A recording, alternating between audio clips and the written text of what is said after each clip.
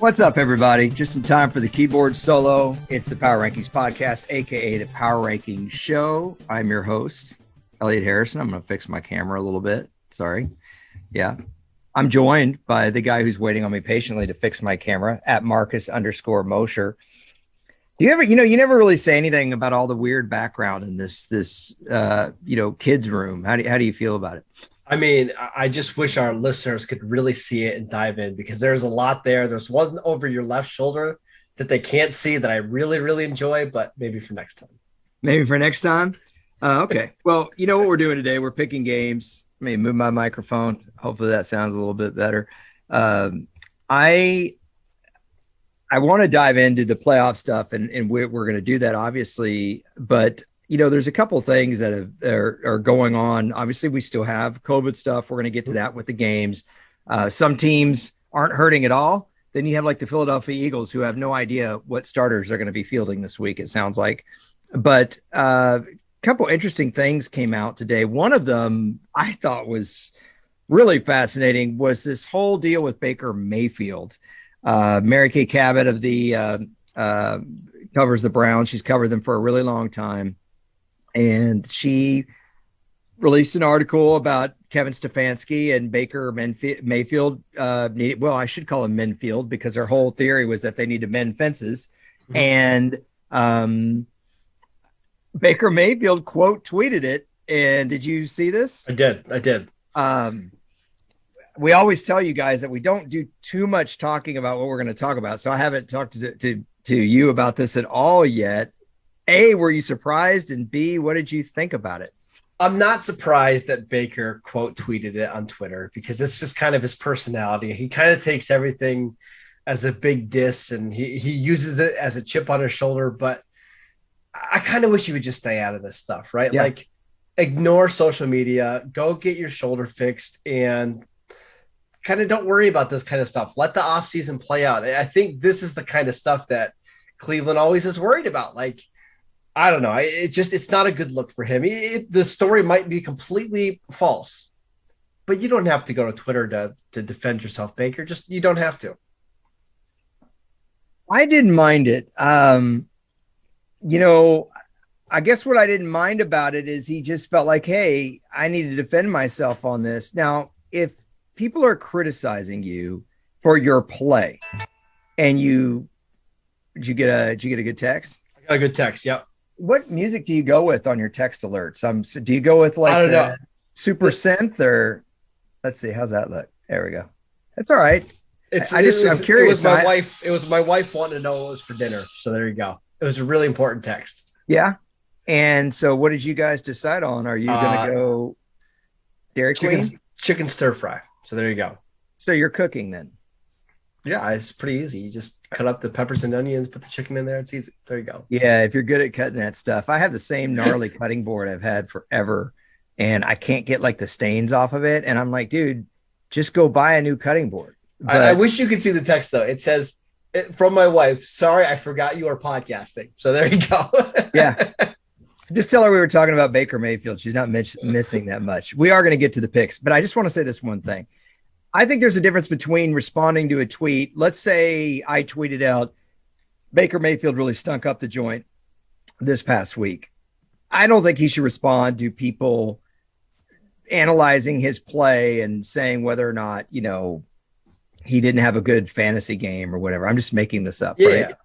There's a difference, though, between if somebody was tweeting out that I was fighting with my boss and I wasn't, and the article really had no data to support that, no sources, no nothing.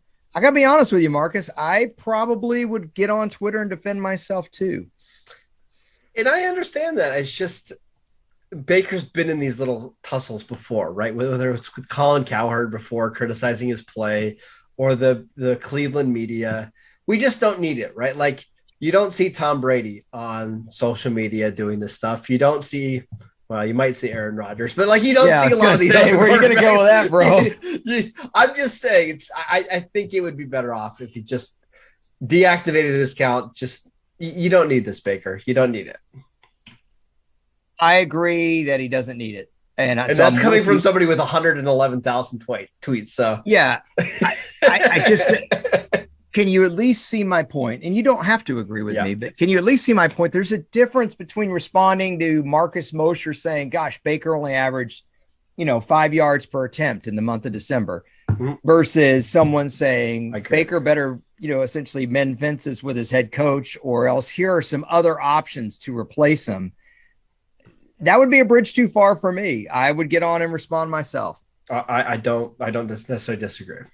By the way, I read the responses. I was curious what the Browns fans would say. And most of them supported him, which is surprising to me because, Browns fans have been pretty down on Baker because he hasn't played well.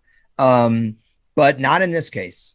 Some people read the article, saw that there wasn't, there wasn't really sourcing there or whatever. And they're like, yeah, this is all right. Anyway, I thought it was interesting. Please share the news that you shared with me about the latest coaching news, because I love this. Yeah, coaching news in professional football, but just not in the NFL. The USFL is about to kick off, I believe, here in the spring. And Todd Haley is going to be the new coach of the Tampa Bay. What's the name there? Bandits.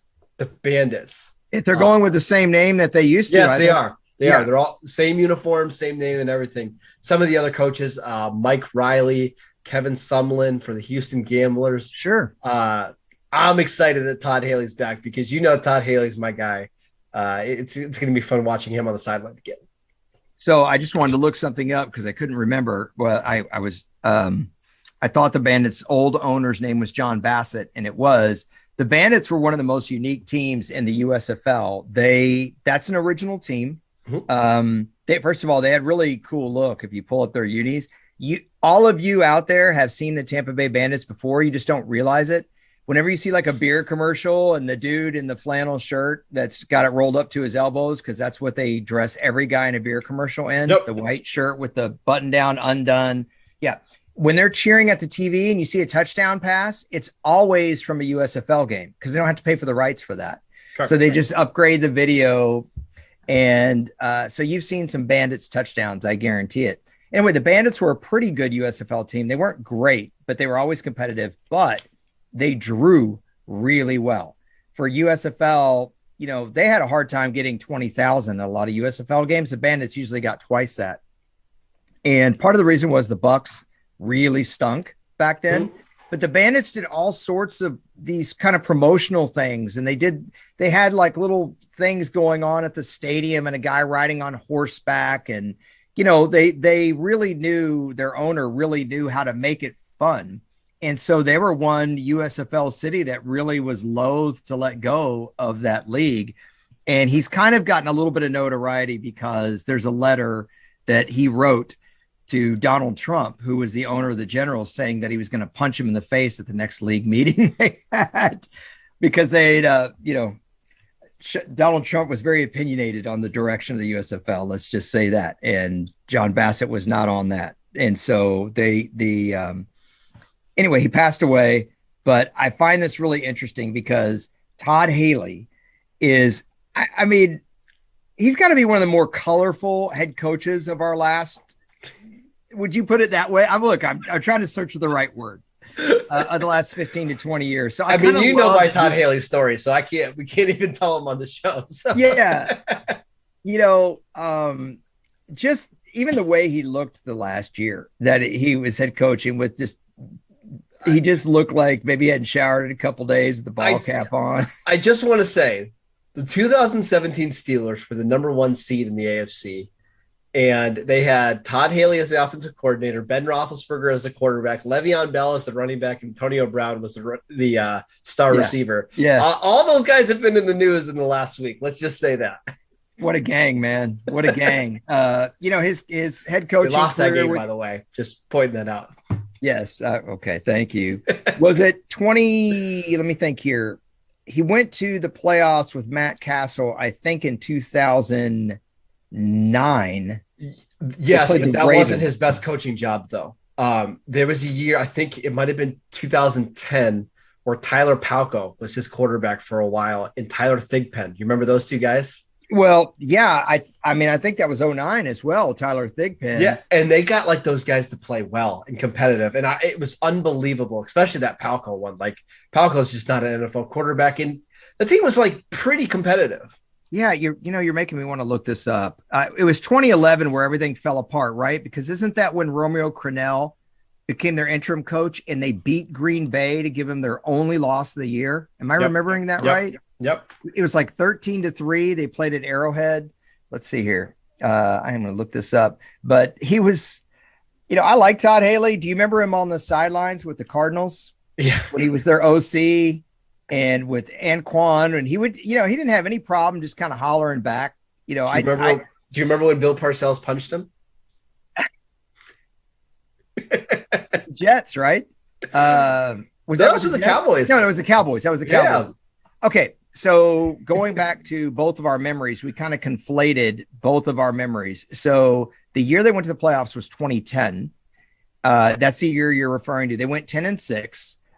They lost to Baltimore, kind of bad in the playoffs, but they did have to play Tyler Palko in a couple of games. And they also had Brody Croyle on that team. He started a game, but Matt Castle was their main starter. And then in 2011, everything fell apart for the Chiefs. They went 7-9, but they were with Haley. They were not very good. Man, oh man, goodness. Trip down memory lane. Go Todd Haley though. I'm rooting for you, man. Yeah. I mean, it wasn't like they were horrible. They were 5-8 with him. It's not. I mean, it's not like they.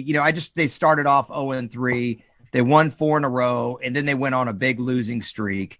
And after they lost 30, I remember this game. They lost to the Jets 37-10, and that week they went to Crennel, and the rest is history, so to speak. But Todd Haley's got a pretty good resume in the NFL. So amazing that we're talking about Week 18 game picks. We're talking about Todd Haley, but I think it says something about Week 18, and that's really my last point before we get to all the games. Is this is something the NFL wanted to do? They went to the 17-game schedule.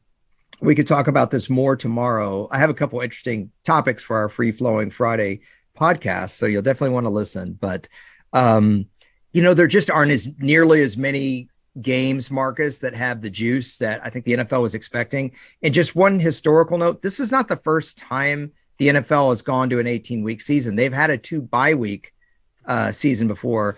It was Week 18, that famous Emmett Shoulder game, I'm almost positive was a Week 18 game. Mm-hmm. They had 2 byes that year. But what are your thoughts about, do you feel like this Week 17 experiment, even though it's not really an experiment, was a good thing? Not a good thing? I hate it. What are your early reviews? Much. I hate it so much. I hate it because it messes with the records. I hate it because it messes with historical records like the Michael Strahan sack stuff. By the way, Reggie White had 21 sacks in 12 games. Let's not forget that. Yeah. I don't know. I just hate it. There's not very many meaningful games, as we talked about. We've got like 10 games where these are going to just be awful. So I hate it. Yeah.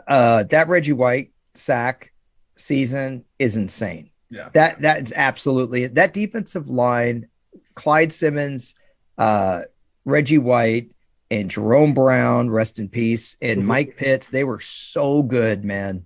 So good. Man, Reggie White, there's no overrating that guy. That's the headliner here.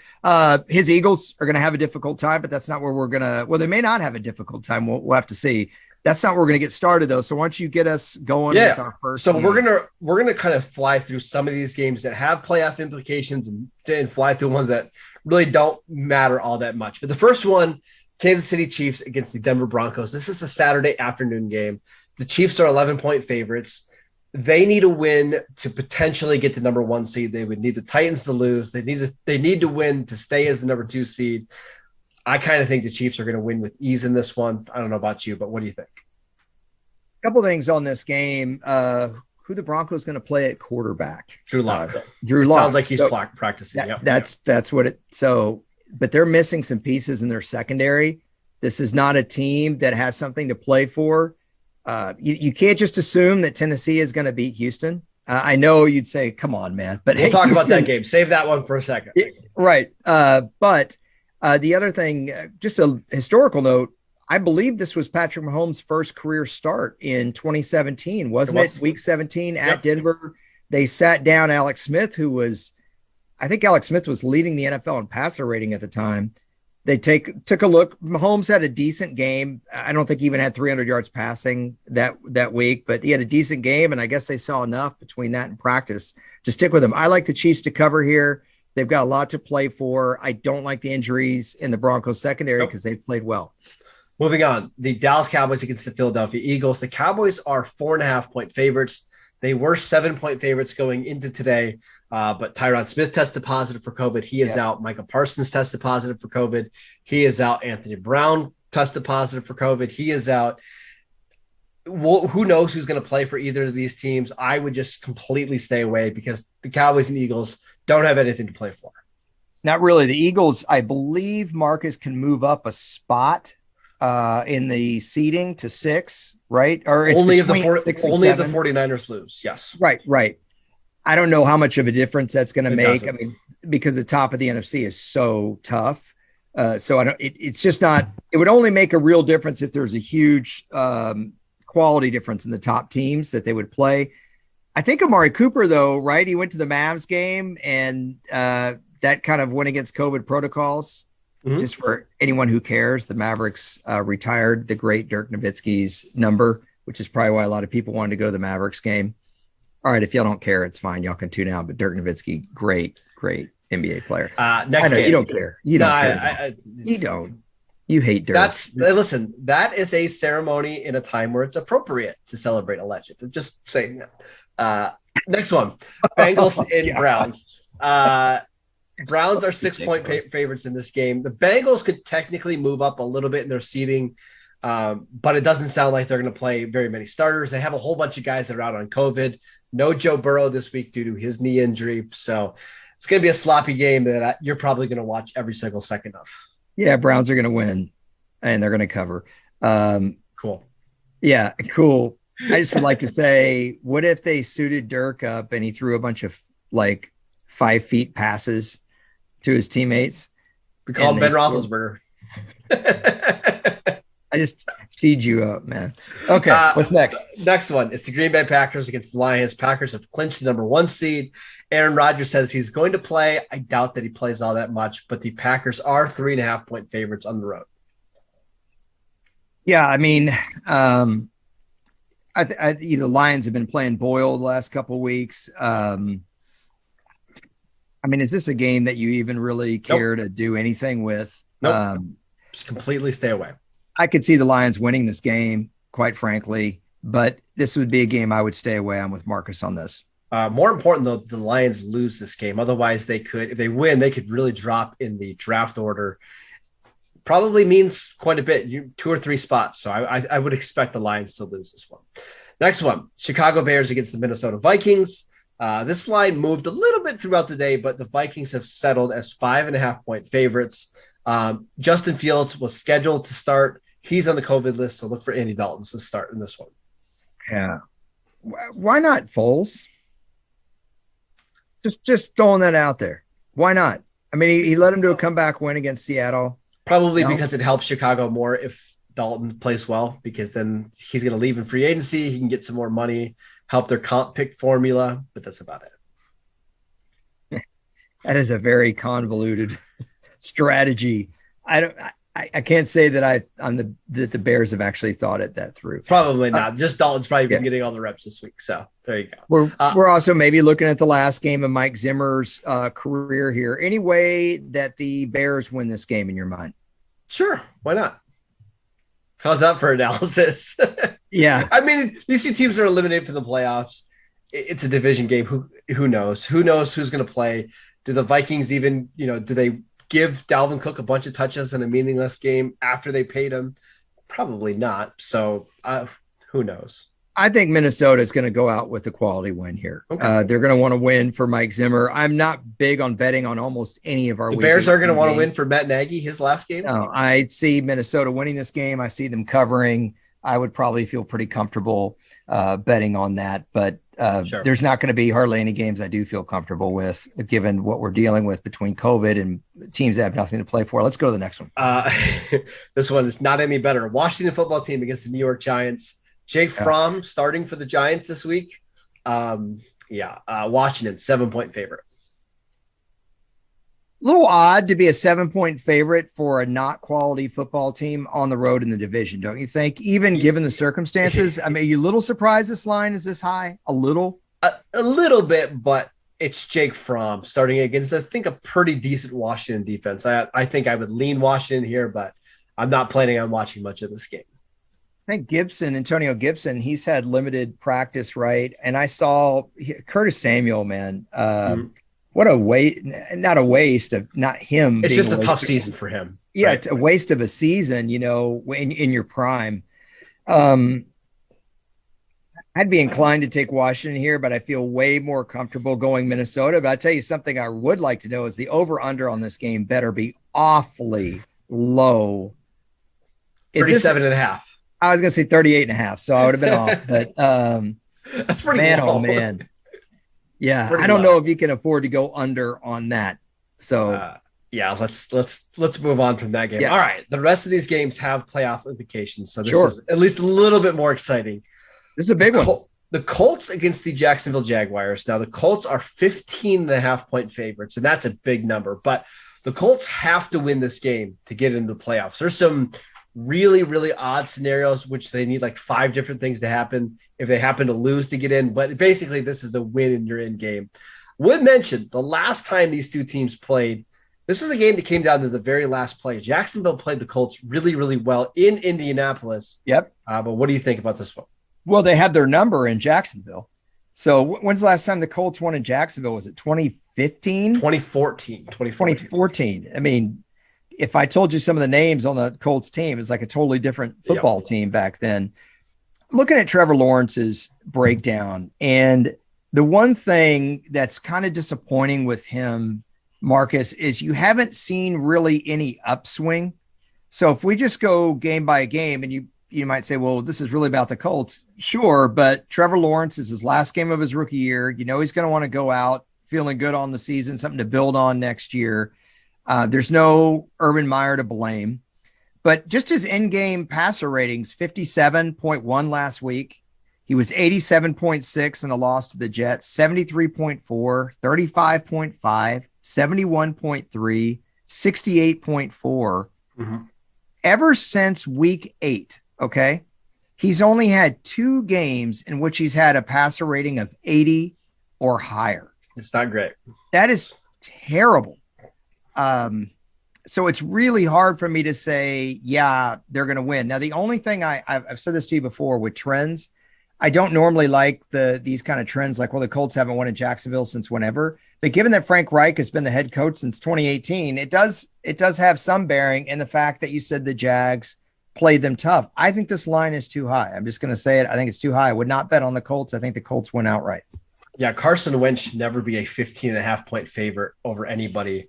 I love way to keep it negative, bro. Well, I'm just saying, I love Jacksonville this week to cover that spread.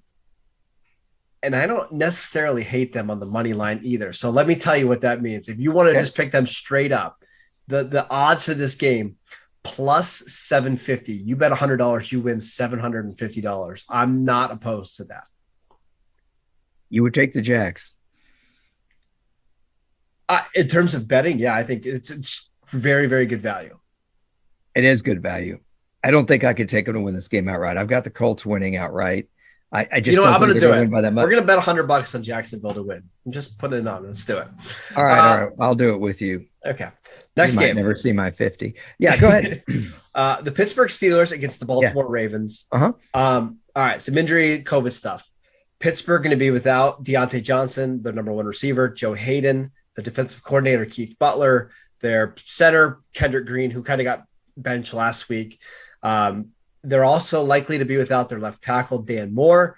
But on the Ravens side, you got probably no Lamar Jackson, did not practice on Wednesday or Thursday. The defensive line, Adafi Owe, their first round pick, likely out. The secondary is still just being completely demolished by injuries. And yet the Ravens are 6-point favorites in this game, and it doesn't make any sense to me. Yeah, well, I was going to say the Ravens secondary has been injury related, not COVID.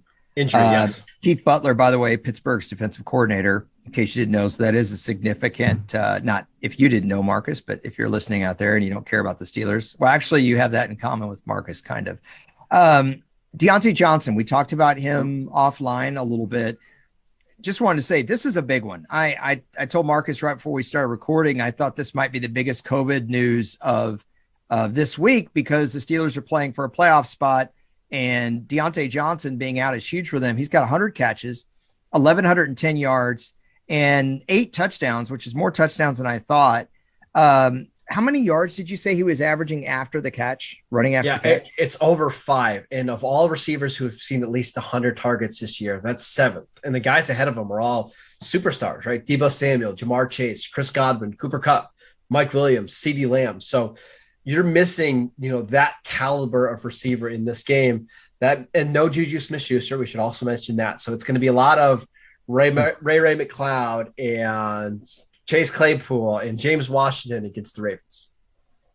And Tyler Huntley for Baltimore. Should remember that these two teams played not that long ago, and it was Lamar Jackson in Pittsburgh, and the Ravens lost. So I just don't see how Tyler Huntley at home is a 6-point favorite in this game. Yeah, I think I'd take the Ravens to win, not to cover. Deontay Johnson, didn't he have the go-ahead touchdown in that game? He did, yep. Yeah. Just wanted to say real quick, if we were to take an informal poll of, hey, who do you think are like 4 or 5 of the receivers that lead the NFL in yards after catch? I bet you people would say Deebo Samuel, Jamar Cooper Kupp, CeeDee Lamb. I can try to remember who a couple of the other guys were that you said, but it was literally like who's who. So pretty good company, great season for him. I don't think anyone's really talked about him having a great year. So I think it's a big loss. What do you think? You going to pick Pittsburgh to win? I think I am, actually. I should also mention the playoff scenarios here. For Pittsburgh to get in, they need the Colts to lose. And for Baltimore to get in, they need the Colts to lose. I believe they need the Chargers to lose. And one other scenario, I believe it's the Patriots to beat the Dolphins.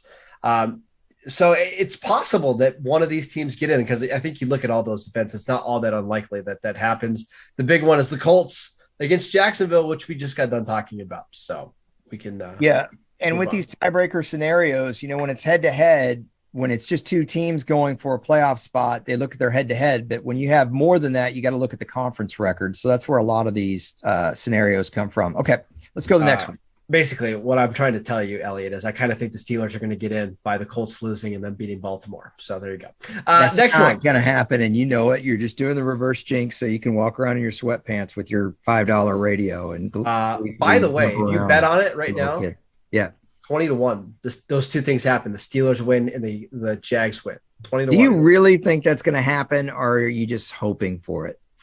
I think because these games kick off at 1 p.m. Eastern time, I think we're going to get to like 4 o'clock, and both of these games are going to be close.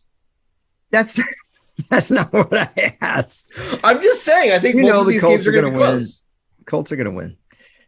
By the way, travesty that we're already handing Aaron Rodgers the MVP and not even considering Jonathan Taylor anymore. I don't know how that happened. Just because Jonathan Taylor went 1 week without having a great game. So stupid. Next one. Yeah. Tennessee Titans. 10-point favorites against the Texans. The Titans, if the Chiefs win on Saturday, the Titans have to win this game in order to clinch the number 1 seed. I teased some Derrick Henry news on the last podcast that we did, Elliot. Yeah. Let's hear it. So the report came out on Wednesday that he was activated. He was practicing. I don't get the sense that he's going to play this week.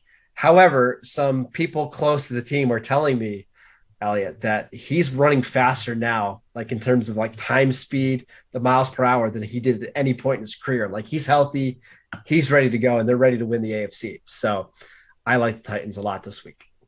You know, first of all, there's a couple things that are pure gold about what you just said. So let's start with the fact that you mentioned that Kansas City is playing on Saturday. This is a Sunday game. So that's really great. It does add a little bit of drama to a week that frankly is a little bit devoid of it. We need as it. Yep. compared to last week. Did you say we need that? We Yes. do. Yeah. I love that you said they're telling me. I mean, that's always my favorite. Look, Mike Zimmer told me that, yeah. So listen, nice power move. The sources on the ground, boots on the ground, just telling me this stuff. No, I like the power move, man. It's good stuff. Lastly, football is not played on a straight line. So it is for Derrick Henry. Have you seen how many long runs he's had before? Yeah. The guy's amazing. I said earlier this year in a tweet that he probably would run for 2,000 yards again this year if he stayed healthy. And if he did that, he'd be in the Hall of Fame, irrespective of really what he did the rest of his career.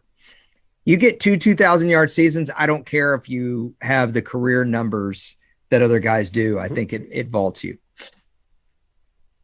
Okay. That's it. That's all I had. Okay. That's end of analysis. Just want to say this. The last time the Texans played the Titans, Ryan Tannehill had 4 interceptions and they lost that game. So it's not a... Yeah, there weren't fluky bad calls or anything. Tennessee looked awful on offense. That game was in Nashville. Obviously, this one is in Houston. Titans by 10 is a little strong to me, given that. I kind of agree, but so I think they're going to win. I would too, but would this be a game that because sometimes you talk about altering your bet so that you're just picking a straight up winner. So what if you paired this game with another game and bet on that instead of betting on the Titans by 10? So I think the way to do this, Elliot, is I think you pick the Chiefs straight up and then you pick the Titans straight up, right? Because I like it. Because the Chiefs have to win, assuming they're trying to get that 1 seed. And if the Chiefs do win, it puts some pressure on Tennessee. The updated lines for that, I'm going to pull those up right now. You want to bet 1,000? It would be minus 238. So it's not great, but it's, you bet $238 to win 100. I think that's a pretty safe bet. You want to bet $2,000? Nah. 1,000 a piece? No, I like the other bet. I like picking Jacksonville at plus 750. Moving on. Glad you do. Okay. Saints and the Falcons. Yeah. Saints, they need a win and they need a San Francisco loss to get into the playoffs. But they are 4.5-point favorites over the Falcons. This is a really tough game because Atlanta has played New Orleans tough. Historically, they played them tough earlier this year. They won, right, in New Orleans. Mm-hmm. Taysom Hill with that finger injury, you just can't rely on the Saints passing game. I don't know, Marcus. This is a game that I would have a hard time betting on the Saints winning by that many points. As much as I don't really love the Falcons. I would agree with you. I like the Saints to win this game outright, but that seems like 1.5 too much because I think this is going to be a field goal game. I would stay away from that spread. Falcons running game. I wonder how much of this game would really be on Matt Ryan. And again, it's not about Atlanta. It's about whether or not we're talking about New Orleans or San Francisco being in the postseason. But the Falcons running game, the last few weeks has not really been there. Yep. They haven't gotten 100 yards rushing in a game since early December. I don't know. If this game is all on Matt Ryan to win it, I don't think against this quality defense he's going to be able to do that. He's going to need a lot of help. I agree. All right, next one. It's the Jets and the Bills. The Bills nice. I didn't have anything more to add. Yeah, Jets and right. Bills. Bills have to win this game in order to lock up the AFC East. If they lose and the Patriots win, the Patriots will win the division. Do you want to guess what this spread is?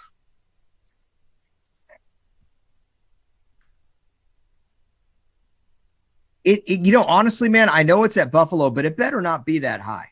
The only thing that concerns me is Elijah Moore's status for the Jets. That concerns me. I don't think he's coming back. Yeah, he's been the best skill player on that team. But I'm guessing Vegas put the Bills as a big favorite. I'm going to go 10.5, Buffalo by 10.5. And you should be betting on the Jets in this one because the Bills are 16.5-point favorites in this one. Don't you think that's high? I mean, my thoughts on the Bills this year. I don't trust this team at all. That's high. There's no way I would bet on this. The problem is Buffalo is capable of winning 45-3, And this drives me crazy. I do not like Josh Allen, but he has one great game against the Patriots, and people are talking about, why isn't this guy in the MVP race? Josh Allen has been totally inconsistent this year. What did he throw? 3 interceptions last week against Atlanta. I think we talked about in the power ranking show, if it wasn't for a very odd Matt Ryan taunting call in the end zone when the ball was at the 1 foot line, this outcome of this game could have been very different. This was in weather conditions in Buffalo. Yeah, I'm not taking the Buffalo Bills to cover that, but I don't think I could bet on the Jets without Elijah Moore. Fair enough. I think the Bills win. I would never, ever bet on that spread. Next one, the Patriots against the Dolphins. The Patriots are 6.5 to 6 point favorites, just depending on your sports book, but we got them here at 6.5. Who do you like in this one? I wanted to look what happened last year. Do you happen to remember if the Patriots won this game last year? Because in the Tom Brady era, this was always the toughest place for Tom Brady to play, and they lost several December games. They lost last year in Miami. I can remember several times that Miami really made New England look pedestrian.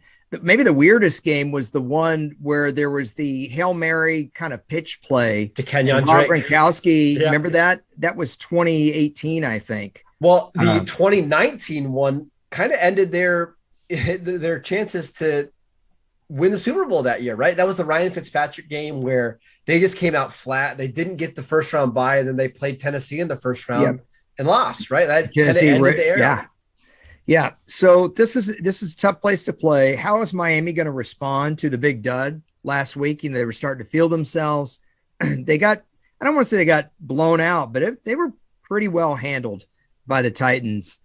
I think this is a very, very tough game to pick. I don't like the Patriots being this big of favorites. Do you see New England winning by 7? Because it's 6.5, right? Mm-hmm. At least right now it's 6.5. Yeah, I would stay away from that spread as well, right? We just got done talking about how hard it is to play in Miami there. I would stay away. I think the Patriots will win like a 20-19 type of game, but that's too many. Courtney just ran the stay away graphic, and I really wanted her to do that when you were giving your Steelers opinion on our power ranking show, and she just sat there and looked at me. It's all right. She does a great job with the show, so don't be too hard on her. I won't. All right, next one. A little disappointed. Carolina Panthers against the Tampa Bay Buccaneers. The Bucs, they don't necessarily need to win this game. They can move up a little bit in the seeding depending on what happens with the Rams. But they're not going to be the 1 seed. They're probably not going to be the 4 seed. So who knows how much they're going to play their starters. Because this game doesn't have a lot of juice. Obviously, Carolina, we don't know what's going to happen with Matt Rule. Carolina's not really playing for anything else other than player evaluation. Tampa Bay, as you said, really isn't going to change their playoff fortune that much. So that's made this Antonio Brown story just have even more than it normally would, right? If Tampa Bay was playing for the 1 seed, I don't think we would be hearing so much of the details of that. I will say, regardless of what you think of Antonio Brown or this situation, his absence is going to hurt this team. Absolutely. There's no way around it. If they had Fournette, I would say, they can play a different style of football. And Fournette's turned into, we've talked about this before, he's turned into a much better pass catcher. But you don't have that. Obviously, I like the Bucs in this game, but I don't know how confident I feel about them just going forward. I don't even necessarily love them in this game either, just because what happens if it's Kyle Trask in the entire second half of this game? Like, who knows what this team is going to look like? I would probably pick the Bucs straight up, but I'm staying away. Yeah. Fair enough. All right. Yeah, definitely. All right. Now the game that I'm really excited for is, and I think it's maybe one of the biggest games of the week. It's the 49ers against the Rams. The Rams are 4.5 point favorites, but let's talk about the playoff stuff. If the Rams win, they clinch the NFC West and could jump all the way up to being a 2 seed, which I think is really important for them because they could avoid Green Bay if they get out of the first round. The 49ers, if they win this game, they're in the playoffs. If they lose, they don't control their own destiny. They would need the Saints to lose earlier in the day. So they'll know going into this game, whether it's a playoff game or not. But I kind of like the 49ers this week. I do too. Just kind of off playoff talk for a second. 49ers whites against Rams blues outdoors in the grass. Very pleasing. Yep. Yep. Very Yep. pleasing. Although the Rams blues aren't quite the same. Quarterback. So Trey Lance played pretty well last week. Not great. Well, Jimmy Garoppolo said that he's having a lot of pain. How do you see the 49ers quarterback situation in this game and going forward? I think Kyle Shanahan's going to do everything possible to mitigate the quarterback position, right? As many manufactured touches for Deebo Samuel, George Kittle, all those guys without really ever putting in the quarterback in a position that he has to win the game. So I think this is the one team in the league that can really win despite below average quarterback play. I think you'll see a lot of Trey Lance running the ball. I kind of like the 49ers this week, Elliot. I do. I do too. Just some numbers here on the 49ers. And I want to check last week's box score because I think Elijah Mitchell had well over 100 yards rushing last week.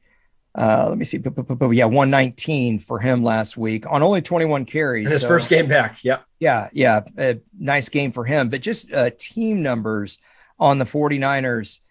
Their offense is number one in the red zone this year. That's league wide. Mm-hmm. And, dude, you look at their defense. The only thing that's kind of concerning to me looking at their numbers is that they're fourth in yards allowed, but 14th in points. Fine. So that speaks to in points allowed. So that speaks to other teams getting points off of takeaways and special teams and whatnot. They cannot afford that in this kind of game against this team. They need to play good, solid football. You talked about mitigating the quarterback position. I would say mitigating mistakes.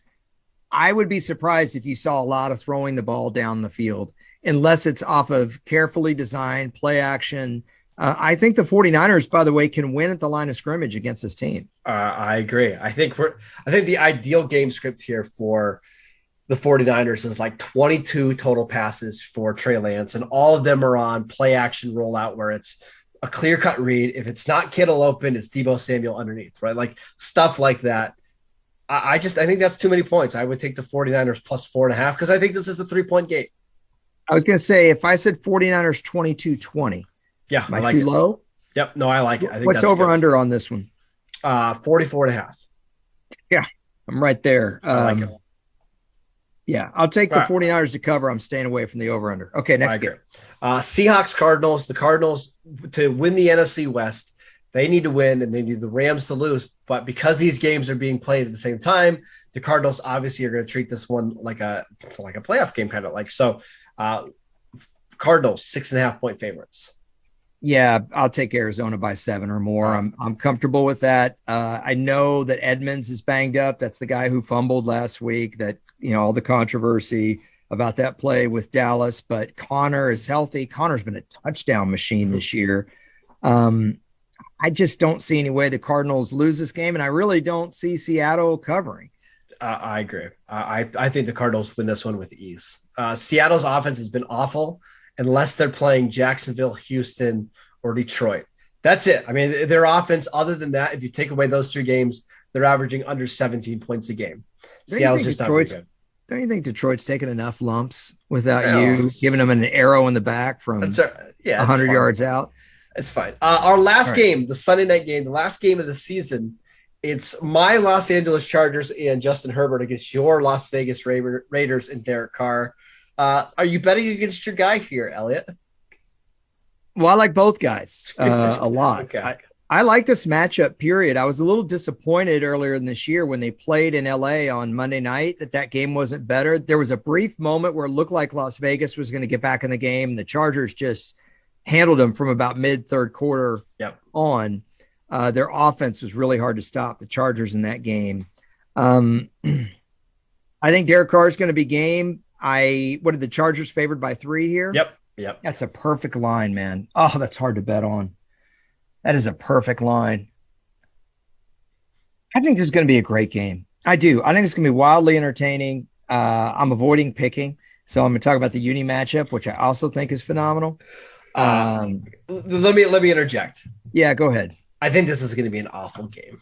I do. No, come on. Don't be that guy. I do. Why? These games rarely live up to the hype. These kind of winning your in games. I think the Chargers are going to win by 17-ish points. Justin Herbert's just a bad matchup for the Raiders. He just is. Like, if he gets enough time, he's just going to pick apart that defense. I don't know if the Raiders have enough offense to stay with him. I see this game like 34-17. One of my favorite. So you got Chargers 34-17. Mm-hmm. I'm not. I'm gonna go with you, Chargers win an OT. But dude, if this game gets into overtime, I know people are saying that if you've been living under a rock and you haven't heard, if the Colts lose to the Jaguars, these two teams tie and they're guaranteed to be in the playoffs. Now, there's been a lot of speculation. Brandon Staley, Chargers head coach, already said, we wouldn't do that to the game of football. We're going to play to win, so on and so forth. Great. But if it gets into overtime, I really think people are having the wrong discussion about this game. Would you not play it ultra conservative? I don't mean you're going to have a handshake agreement across the sideline saying, hey, let's tie. But would you play it really careful? No deep outs, maybe no skinny posts, few 7-step drops. Yes, but I would also say the Raiders got the best clutch kicker in football right now, Daniel Carlson. He's made 4 walk-off kicks this year. Yep. If they get across the 40-yard line, they're kicking a field goal to win because they know he's going to make it. But I don't hate your logic there. Wow, he's got 4 this year. I know last week he had one against the Browns. The Ravens was a touchdown, right? That was Zay Jones. So he had one against the Cowboys on Thanksgiving, right? That's right. He had one against the Browns. He had one against the Colts last week. And then I can't remember the other one. It was earlier on in the season. But, yeah, I could probably look it up. Yeah, I want to know. Now I want to know. I got it. But I think this game's going to be good. I guess what's really Dolphins on my overtime. Sorry, Dolphins overtime. That's right. That I remember that game as well. That was the Jacoby Brissett Dolphins, I think, in Las Vegas.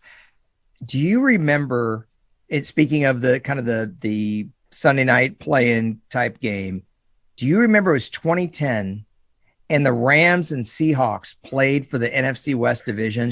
I do. And I think, was it Charlie Whitehurst started like in his only year with the Rams for the Rams that night? Mm-hmm. And it was an ugly, low-scoring game. Seattle won, and then they got into the postseason, and that game set up them playing the Saints in the Beast Mode game. Yeah, and that was the year the Seahawks went 7-9 and made the playoffs. Right. I think if the Rams won, they were going to be 8-8, and they would win the NFC West. And if Seattle won, they were 7-9. Oh, man. All right, let's run through these games really quickly, just to recap. Yep. Chiefs-Broncos, we like the Chiefs to win and cover. Dallas and Philadelphia, we just say stay away from that game. Do you have a pick for that one or no? I guess Dallas. Sure. Okay. Sure. Bengals-Browns, we both like the Browns to win that one outright, but stay away from that spread. Packers-Lions, we both like the Packers to win outright, but stay away from that spread because who knows. Bears-Vikings, I guess we're both rolling with the Vikings here. I don't know. Yeah, and to cover. Yep. Sure. Okay. Washington Giants. You think that spread's a little bit high, but I think we both think Washington's going to win. Yes. Colts Jags. I love the Jags to cover. I think you do as well. Kind of don't hate betting on the Jags to win this game outright, but just throwing that out there. Plus 750 again. Put $100 on the Jags to win. You win 750. Steelers Ravens. Steelers are 6-point underdogs. We like the Steelers to cover. You like the Ravens to win. I love the Steelers to win. Titans Texans. Both you and I like the Titans to win, but stay away from that 10-point spread. It's just too many. Saints Falcons. We both like the Saints to win, but we'd stay away from the 4.5-point spread. Mm-hmm. Jets Bills. We both like the Bills to win, but 16.5 points is just far too many. Stay away from the spread or take the Jets there. I like the Jets. Dolphins Patriots. We both like the Patriots to win, but the Dolphins to cover that spread. Panthers Bucks. We like the Bucks to win, but stay away from the spread. You're getting the theme here, right, everybody? Yes. Just don't bet on the spread this week. 49ers Rams. We both like the 49ers to cover that spread. I like them outright. Yeah, and I like the 49ers outright as well. Cardinals Seahawks. We actually like the Cardinals to win and cover. So there you go, guys. That's your pick to cover. Chargers, Raiders. I love the Raiders to cover. Excuse me. I love the Chargers to cover and win. You like the Chargers to win and to cover? I do. Well, I really think the Chargers win by 3, so I think it's going to be a push. Okay, so just pick the Chargers to win outright. Now, the $10,000 bet really hard this week. Yeah. I did not get it last week, unfortunately. I think I had the Raiders Colts, and I missed on that one. I still have a good record, but I missed on that one. I think for this week, something that we talked about, what do you think about the big bet being to scale it down and do Chiefs Titans win outright? Granted, we won't get, if we invest 10,000, we won't get that back, but I think it's a good high dollar bet to make. What do you think? I agree. That's a really good one. Also, if you bet 10,000 on Jacksonville to win, you'd get a payout of 85,000. So there you go. Oh my gosh. What would be the payout? What would be the payout on betting 10,000 if we did that on Kansas City and Tennessee to win outright? So if you bet 10,000, the payout would be 14.2. That's not bad. It's not bad. What if, just throwing this out there, Okay. you and I are both very confident in Arizona to win this week. What if we added Arizona to that mix? I'm not saying I would do that. I'm just curious. That's a good one. So that's minus 110 odds. You bet 10,000, you win 19,000. If you want to go higher dollar and higher risk, I'm fine with that. I think I would just stick with the Tennessee, Kansas City for betting purposes. But those are 3 games that Marcus and I are in lockstep on. Those teams have a lot to play for, and that's kind of what you want to do. I mean, really the theme of the show has been avoiding the games that there's not a lot of juice with. So with that, I give you the last word, my friend, before we get out. I just want to reiterate how much I hate week 18. This absolutely sucks for a bunch of different reasons. You know how much I love Calvin Johnson. I don't want to see Cooper Kupp beat his record in 18 games, right? It just means so much less. I don't want to see TJ Watt break Michael Strahan's record of 22 and a half sacks. It's not fun. That's all I'll say, Elliot. I'm with you. I was happy to see Cooper Kupp say that it shouldn't be considered the same. I don't know if you saw that. I agree with him. Thought that was cool. Michael Strahan's record, I don't care. That's fine. Because to me, it still belongs to Mark Gastineau in 1984. And to me, it still belongs to Reggie White, but go ahead. Yeah, man. I'm glad you brought that up because that is incredible. But hey, we're going to have a podcast tomorrow. We've got some cool topics. Going to talk a little Hall of Fame again and a couple things just kind of going on in league, instant replay, and whatever else comes to mind. But I've got a couple historical things. And either way, happy betting if you do so. If not, enjoy the games. And we will see you. Well, you can listen to us tomorrow. He's at Marcus_Mosher. Check him out on Locked On Cowboys. I am at Harrison NFL. Thank you so much.